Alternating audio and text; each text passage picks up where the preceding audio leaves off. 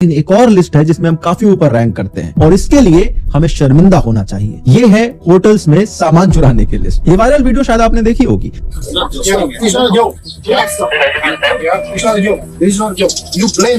जरा मैं आपको रियलिटी बता दूं कि हमारे पड़ोसी जो दुनिया की सबसे बड़ी जमहूरियत है और इंसानियतों में कूट कूट कर भरी हुई है, उनकी असल क्या है, इनका बिहेवियर क्या होता है, वो तो मैं कई वीडियोस बता चुका हूं। लेकिन अब एक रैंकिंग निकल कर आई है जिनमें टॉप पर सबसे बड़े चोर भारतीय निकले हैं।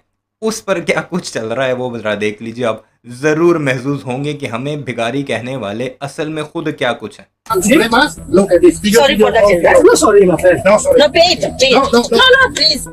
पूरी की पूरी फैमिली ट्रिप पे गई है, मतलब घर में अच्छा खासा पैसा होगा, लेकिन इनकी हरकतें आपने देख ली हैं। ये वीडियो भी शायद आपने देखी होगी, काफी वायरल हुई थी। ये इंडियन लेडी यूएस में शॉप लिफ्टिंग करते हुए पकड़ी जाती है और फिर पुलिस के सामने गिड़गिड़ाने लगती है। So I'm really sorry. I'm ready to pay for this. That's, again, I understand you're sorry. I know you're ready to pay for it now, but you didn't want to pay for it then. So I need you to give me your identity. I'm really sorry. In fact US और Canada में कई सारे भारतीय लोग homeless लोगों के food bank से खाना चुराते हुए पकड़े गए। आप यही देख लो, कुछ लड़के होटल से चेकआउट करने से पहले उसमें तोड़फोड़ मचा रहे हैं, फ्लॉन्ट कर रहे हैं कि हमने तो बल्ब भी उतार के रख लिया है। ये देखो, ये देखो 500 रुपए का रुकता भाई, चप्पल बता सिल किया नहीं किया। अभी देखो, ये देखो भाई चिल मार दिया भाई पूरा। लाइट वेट लेकर लाइट निकाल दी, देखो देखो भाई फुल चिल हो गया भाई कुल मिला के। हाथ तो यहाँ हो जाती है जहाँ पर दो लोग फ्लाइट से लाइफ जैकेट चुराते हुए पकड़े जा रहे हैं। भैया ये चीज सही नहीं है, जरा बैग खोलना। आपको मैं काफी टाइम से नोटिस कर रहा हूँ कि आपने वो कोई चरसी हो, कोई भंगी हो तो समझ आता है कि चलो जी उसने ट्रेन से लोटा भी उतार दिया है तभी चेन बंदी होती है, या कोई ग्लास उठा कर ले गया, कोई कूलर उठा कर ले गया। अच्छी भली फैमिलीज जो फॉरेन ट्रिप्स पर जाती हैं, पूरी की पूरी फैमिलीज वहां से उनके गमले नहीं छोड़ते, वहां पर उनका सोप नहीं छोड़ते, टॉवल नहीं छोड़ते, इवन के वॉशरूम की टूटियां तक उतार कर ले जाते हैं। ये है भारतीय। जैकेट जो उठाया, ये क्या किया आपने? ये क्या कर रहे हो आप? ये क्या कर रहे हो आप? लाइफ जैकेट चुरा रहे हैं। लखनऊ में मोदी जी का इवेंट हुआ था और उसमें 24 घंटे के अंदर लोगों ने 7000 गमले चोरी कर लिए थे। G20 के टाइम पर भी गुरुग्राम के अंदर ब्यूटिफिकेशन के लिए जो गमले रखे हुए थे, दो लोग अपने लाखों रुपए की एसयूवी में आते हैं और दिन दहाड़े ये गमले गाड़ी में रख के भाग जाते हैं। आपको ऐसे दर्जनों एग्जाम्पल मिल जाएंगे जिन्हें देख के आप सोचोगे कि यार ये लोग चोरी कर क्यों रहे हैं? ना तो ये गरीब हैं, ना इन्हें किसी चीज की जरूरत है, फिर भी इनको चोरी करने की इतनी चुल क्यों मची हुई है? आखिर ये कौन सा माइंडसेट है जो इनसे चोरी करवाता है? और ये वीडियो खास तौर पे उन लोगों के लिए जो ये सोचते हैं कि ये कोई बहुत बड़ी चीज नहीं है। ये जो अच्छे खासे दिखने वाले, फ्लाइट में ट्रेवल करने वाले, एसी कोचेस में ट्रेवल करने वाले लोग चोरियां करते हैं, मुझे लगता है इसके पीछे सबसे बड़ा रीजन है कि हम सर्विस को वैल्यू नहीं करते हैं। मतलब अगर किसी प्रोडक्ट के लिए पे करना पड़ रहा है तो वहां लोगों को समझ में आ जाता है कि पैसे दिए और ये सामान मिल गया, लेकिन किसी सर्विस के लिए पे करना पड़ जाए और थोड़ा एक्स्ट्रा पैसा लग रहा हो तो लोगों को ये लगता है कि उनसे पैसा लूटा जा रहा है। जैसे अगर 8-10 हजार की फ्लाइट बुक करिए तो लोगों को लगता है कि ये कोई जस्टिफाइड बात नहीं है। वो सोचते हैं कि इतने पैसे थोड़ी लगते हैं सर्विस के लिए, इसलिए चादर उठा के ले चलो, लाइफ जैकेट ले चलो, साला कुछ तो पैसा निकल जाएगा। और यही मेंटालिटी इनसे चोरियां करवाती है। ये तो चले होटल में चोरियां हो रही है ना, मैं आपको एक मजे की बात बताता हूँ। इसका अगर मुझे विजुअल मिला तो मैं साथ लगा भी दूंगा। भारत में एक सड़क बन रही थी, सीमेंटेड सड़क, किसी गांव में। पीछे से वो सड़क डाल कर आ रहे थे गांव वाले, कुल्हाड़ियां बेलचे लेकर, कढ़ाइयां लेकर, उखाड़ते लेकर जा रहे थे। जो वो सड़क बन रही थी वो पीछे जाते सड़क ही ना होती। सैकड़ों की तादाद में लोग इकट्ठे थे, वही सीमेंट उठाकर अपने अपने घरों में जाकर डाल रहे थे।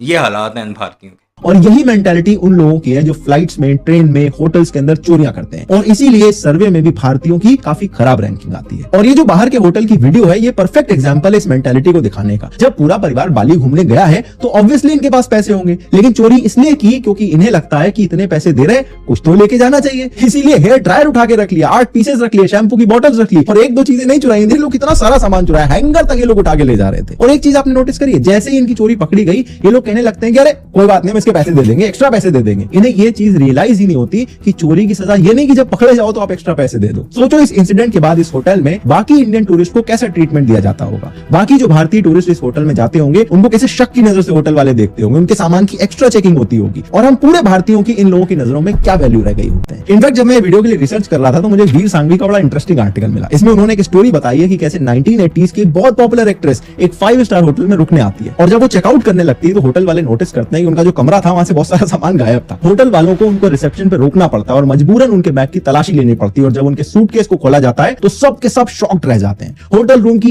एक एक चीज केयरफुली पैक करके सूटकेस में रखी गई थी। हेयर ड्रायर, बाथरोब और टॉवल से लेकर रोजेस और पेंटिंग तक उस बैग में इन्होंने ढाप ली थी। पूरा होटल स्टाफ ये देख के चौंक जाता है कि इतनी बड़ी एक्ट्रेस जो इस टाइम पर करोड़पति रही होगी, वो ये हरकतें कैसे कर सकती है, जबकि उन्हें तो इस होटल का बिल भी नहीं पे करना था, वो सारा खर्चा प्रोड्यूसर उठा रहे थे। और यही पे मेरी अगली बात आती है, जो लोग चोरियां करते हैं मुझे लगता है उनके अंदर एम्पैथी की काफी कमी होती है। आप सोचो, ये लोग जो प्लेन से लाइफ जैकेट चुरा रहे हैं, इन्हें बिल्कुल ख्याल नहीं आया कि मान लो एयर वालों को इसका पता ना चले और किसी को इमरजेंसी सिचुएशन में इसकी जरूरत पड़ जाए तो वो क्या करेगा। वो तो किसी समझदार पैसेंजर ने देख लिया और इन्हें कॉल आउट कर दिया तो ये पकड़े गए। ट्रेन के फर्स्ट एसी में ट्रैवल करने वाले लोग जो कंबल या चादर चुरा के ले जाते हैं, ये लोग एक बार भी नहीं सोचते कि हमसे जो अगला पैसेंजर जाएगा वो क्या यूज करेगा। अपना काम बनता और भाड़ में जाए जनता, ये ऐसी पॉपुलर लाइन है जो हमारे देश की साइकी में रच बस गई है। अब ये जो कुछ इंडियंस है जो यूएस और कनाडा में होमलेस लोगों की फूड बैंक से खाना चुराते हुए पकड़े गए, आप ध्यान से देखो, एक वीडियो में लोग लेक्सस गाड़ी में आते हैं। लेक्सस गाड़ी काफी महंगी गाड़ी आती है। एक इंडियन स्टूडेंट तो रील बना के फ्लॉन्ट कर रहा था कि कैसे वो इन गरीबों के फूड बैंक से खाना चुरा के अपने पैसे बचाता था और उसके साथ के बाकी लोग भी यही करते थे। अब ना तो लेक्सस में आने वाले भारतीय गरीब है और ना ही ये स्टूडेंट जो लाखों रुपए के पैसे देके बाहर पढ़ने जाते हैं, क्योंकि बाहर पढ़ने जाते टाइम आपको अपने बैंक में फंड्स दिखाने होते हैं। किसी को भी ऐसे स्टूडेंट वीजा नहीं मिल जाता है, लेकिन फूड बैंक से खाना इसलिए दिया जा रहा है क्योंकि ये फ्री में मिल रहा है। और कोई भी चीज अगर फ्री में मिल रही हो तो भारतीयों में टूट पड़ने की आदत हो गई है। उनको मतलब नहीं है कि हम किसी गरीब का खाना चुरा रहे हैं। ये मेंटालिटी उसी लैक ऑफ एम्पैथी की वजह से आई है जिसकी मैं बात कर रहा था। ये देखो, मायावती के जन्मदिन पर केक उन्हीं की पार्टी के कार्यकर्ता कैसे लूट लूट के खा रहे हैं। कुछ सालों पहले राहुल गांधी जी ने चारपाई पे चर्चा करी थी और उनके सारी की सारी चारपाइयों को लोग उठा के ले गए थे। इसीलिए मुझे लगता है कि हमारे देश में मोस्टली लोगों का